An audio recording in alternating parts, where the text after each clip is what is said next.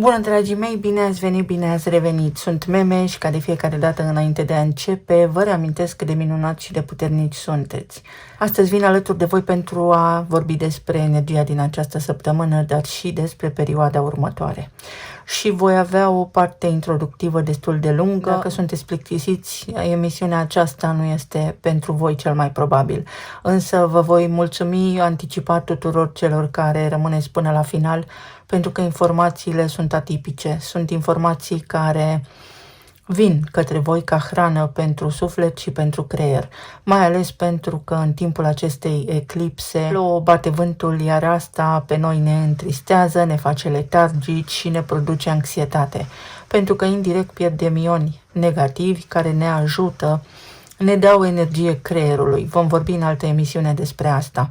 De câte ori plouă afară, bate vântul, practic, nivelul tău de serotonină scade și implicit ești mai puțin bine dispus. Să știți că ieri nu m-am încadrat în timp, dar nu mă dau bătută, vin de câte ori am ocazia alături de voi și voi face tot posibilul să vin în fiecare seară. Dar nu voiam să pierd acest moment, însă luați informațiile de aici sub o altă formă. Pentru că și felul meu de a privi viața este unul atipic și este unul special, altfel decât poate ați fost obișnuiți pe alte canale sau în alte părți. Vorbim despre luna nouă din Vărsător, eclipsa inelară de soare din Vărsător, dar și despre conjuncția Saturn-Neptun la 0 grade Berbec din punctul meu de vedere. Ca să fie clar de la început, voi folosi niște termeni care poate vă par science fiction.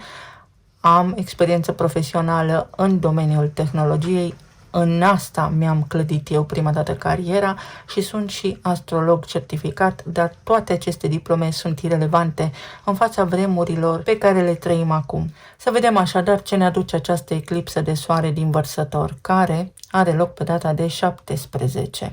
17 a doua. Ambele numere sunt coduri și sunt extrem de importante în legătură cu tot ceea ce vă voi dezvălui sau vă voi informa în cele ce urmează, iar voi veți fi cei care veți decide dacă rezonați cu informațiile sau nu. Dacă rezonați, vă rog frumos să nu uitați să apreciați acest clip, pentru că asta înseamnă implicit că apreciați munca mea. Din punctul meu de vedere, când mă gândesc la eclipsa inelară de soare din Vărsător, nu pot să o privesc, așa cum v-am obișnuit, doar ca pe un fenomen astronomic. Pentru că, în esență, ea este un semnal, o reconfigurare a rețelei din care facem toți parte, a rețelei energetice la nivel mental care ne supune. Vărsătorul este organic în casa 11-a, iar această casă în astrologie este casa câmpului colectiv, a electricității invizibile care leagă oamenii într-un sistem energetic. Este guvernat tradițional de Saturn și modern de Uranus. Uranus guvernează curentul electric, șocul, impulsul care aprinde sistemul. Iar Saturn este arhitectul, serverul principal, structura care păstrează ordinea. Am spus într-o emisiune anterioară că din punctul meu de vedere Saturn este ca un server mainframe, server principal care are capacitatea de a susține milioane de utilizatori. 11 ca și număr este cheia și nu este întâmplător, pentru că Soarele își inversează polaritatea magnetică la aproximativ fiecare 11 ani. Polul nord devine sud și viceversa. Un ciclu complet solar durează 22 de ani. Este o inversare, o revenire. Este ca și când am avea un elastic pe care îl răsucim și când îi dăm drumul, se așează într-o nouă poziție. În această eclipsă inelară, soarele se conectează cu infrastructura, cu serverul. Pune o întrebare în acest moment. Care este planul? Care este intenția? Infrastructura, arhitectul, serverul principal este Saturn. Și când vorbesc despre Saturn, nu pot să-l privesc din nou doar astronomic, pentru că toate aceste arhetipuri sunt niște frecvențe la bază. Oficial, Saturn are 146 de sateliți confirmați.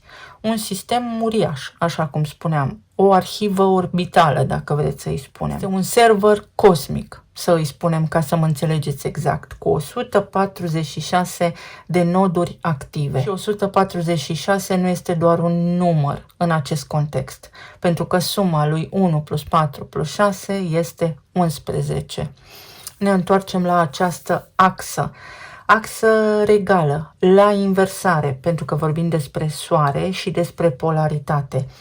Este exact ceea ce trăim acum, la nivel colectiv. Înainte de tehnologie, pe vremuri, oamenii nu vedeau toate aceste 146 de luni de sateliții lui Saturn. Simbolic erau cunoscuți sau cunoscute 14 energii fundamentale care reflectau familia titanilor, genealogia lui Cronos. Sateliții majori purtau numele din această linie mitologică precum urmează: Titan, Rhea, Tetis, Hyperion, Phoebe și așa mai departe. Toți gravitau în jurul arhetipului lui Cronos, timpul, structura, ordinea, pentru că Saturn este arhitectul limitelor. 14 mai apare și în altă parte, în mitul egiptean al lui Osiris, care este tăiat în 14 bucăți de fratele său gelos, Set. Deschid o paranteză, Set în engleză este platou de filmare. Corpul lui Osiris este împrăștiat în lumea de dincolo, în underground, adică în lumea morților. Originea sa este spulberată, tăiată, împrăștiată, fragmentată. Și aici intervine energia feminină Isis, care adună cele 14 fragmente, le recompune, îi reface corpul, reface ordinea și regenerează principiul vieții. Isis și Osiris, I și O, adică eul tău autentic, codul tău ancestral, iar ordinea se restaurează prin acest principiu feminin sacru, prin energie feminină. Mă voi întoarce la energia feminină și la anul calului de foc și la vibrația acestui an care este numărul 1, pentru ca noi toți să înțelegem cum ajungem de fapt la echilibrul dintre feminin și masculin. Aici intervine conjuncția dintre Saturn și Neptun de la 0 grade berbec. Neptun se întâlnește cu Saturn aproximativ la fiecare 36 de ani. De fiecare dată, structurile rigide ale lui Saturn sunt dizolvate de idealurile colective ale lui Neptun. 0 grade berbec este punctul 0 zodiacal, începutul, iar pentru mine berbecul este ramul, memoria, să spunem, primară, memoria cosmică, primul impuls electric venit de la această eclipsă de soare din Vărsător.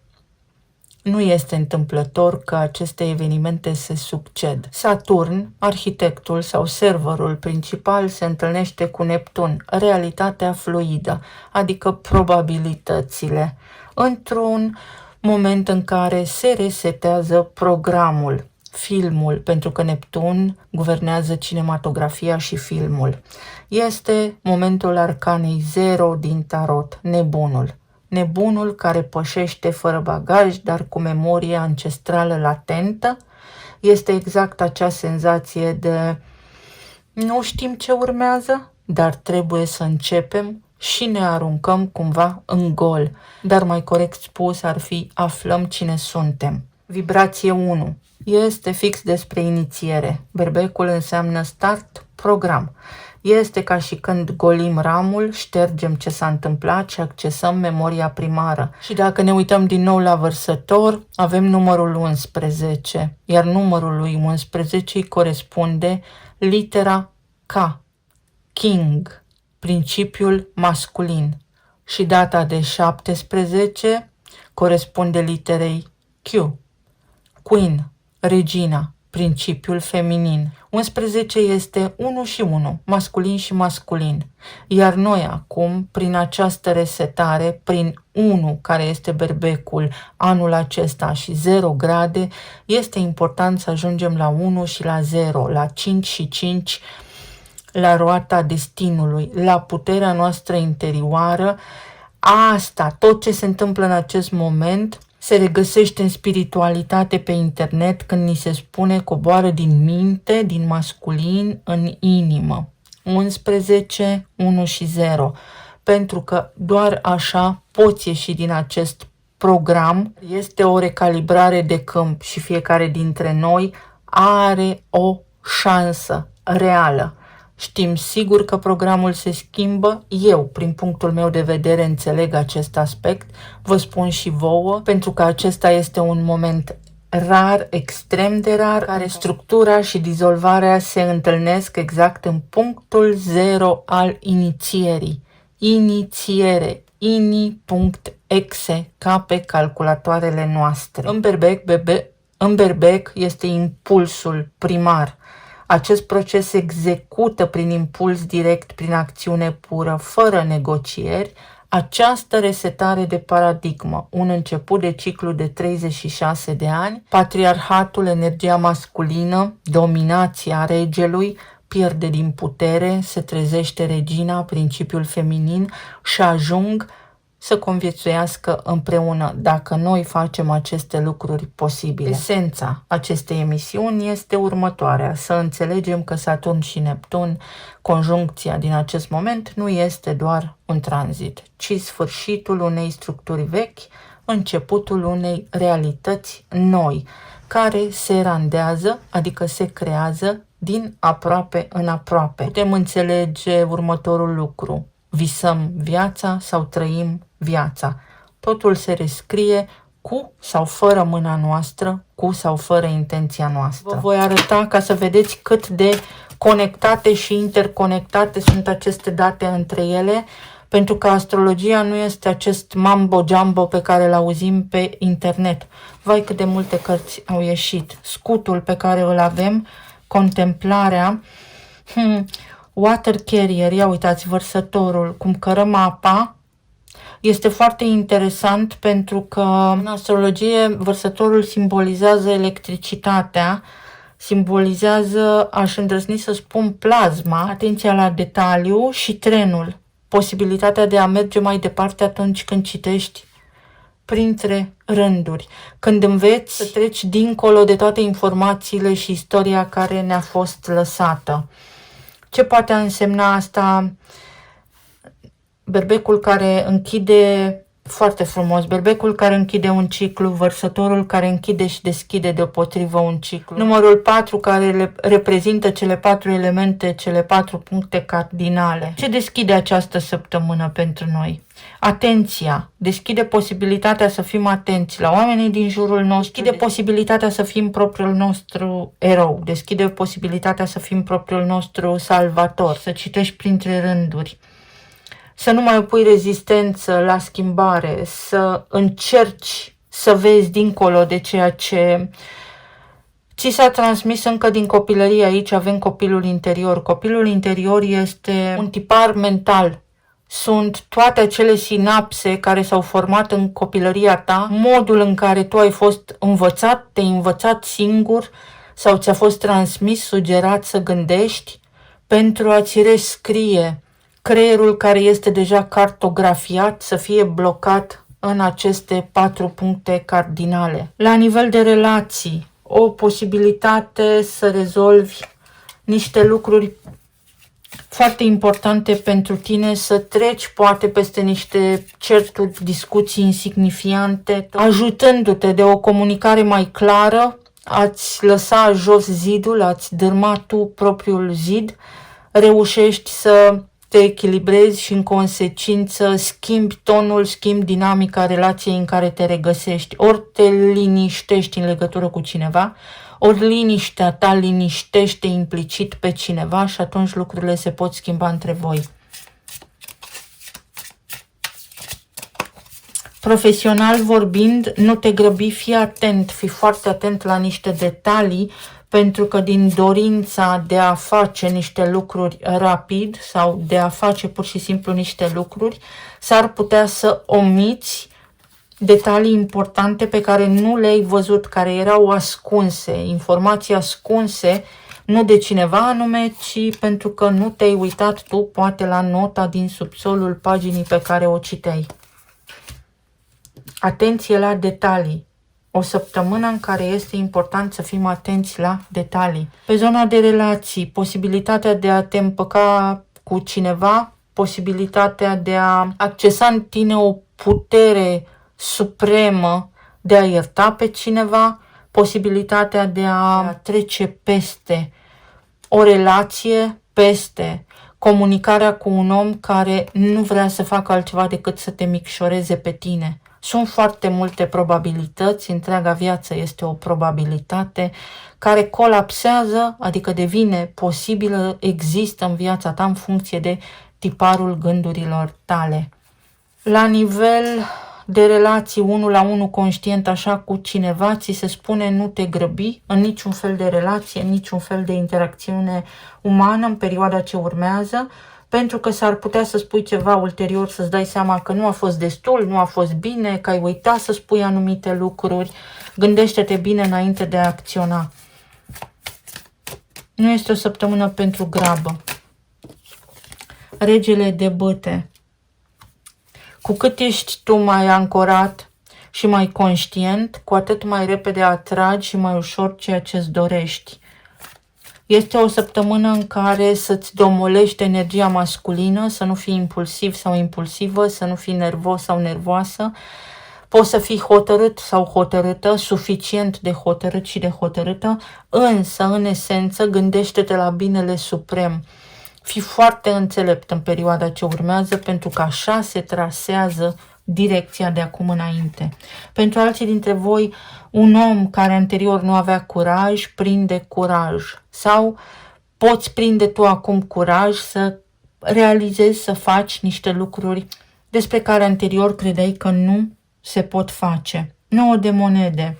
Pentru unii poate fi curajul de a fi singuri, de a continua să fiți singuri, pentru că momentan așa este mai bine, sau curajul de a înțelege dacă cineva vine către tine doar pentru că îi este teamă să fie singur sau singură, sau doar pentru că nu vrea din egoism să fie singur sau singură. Să fiți atenți la aceste detalii, pentru că oamenii au propriile lor motivații ascunse sau de care poate nici nu sunt conștienți. Turnul. Cavalerul de cupe, pajul de spade și 3 de monede pe zona financiară sau pe zona planului material. Viața ta poate fi atât de bună încât nici măcar nu îți dai seama. O surpriză, o notă informativă, o veste extraordinar de bună care îți poate aduce lacrimi de bucurie. La nivel financiar, poate fi ceva de genul, hai că am reușit să fac tot ceea ce mi-am dorit. Poate fi o colaborare extrem de bună, poate fi găsirea unui loc de muncă, poate fi, să spunem așa, evitarea unui pericol, evitarea unei situații catastrofale, la nivel de plan material, plan fizic sau în ceea ce privește locul de muncă, în ceea ce privește partea financiară. Ai un scut, o protecție, îți sare cineva în ajutor, îți oferă o indicație prețioasă, un sfat extrem de bun. 10 de cupe. Este o perioadă în care îți pot veni multiple idei despre cum să reușești de acum înainte să scoți la capăt ceva, să faci ceva. Pentru alții dintre voi este un bonus, este un merit recunoscut, un diplom, o absolvire care poate însemna scapi de o vină, îți cureți numele, imaginea publică, ai parte de prestigiu, de faimă, de recunoaștere, poate fi. La nivel de plan emoțional,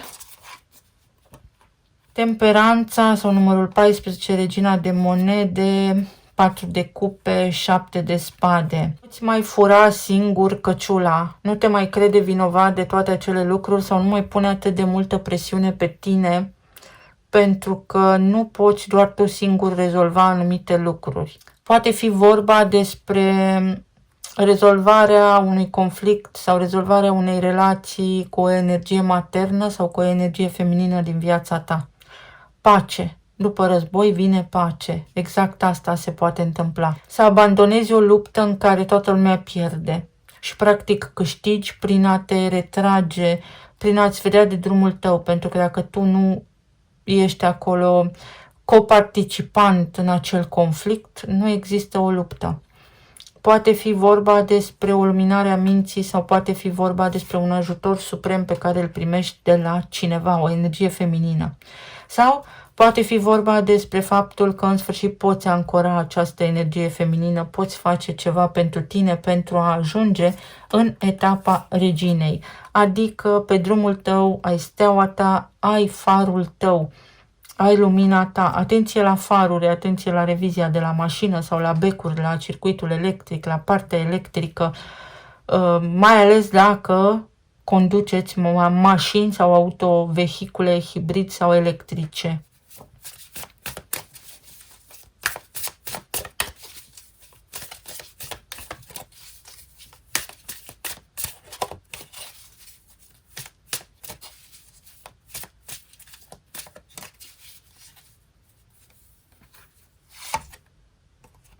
Regina de bâte. Iar aici avem regele de bâte.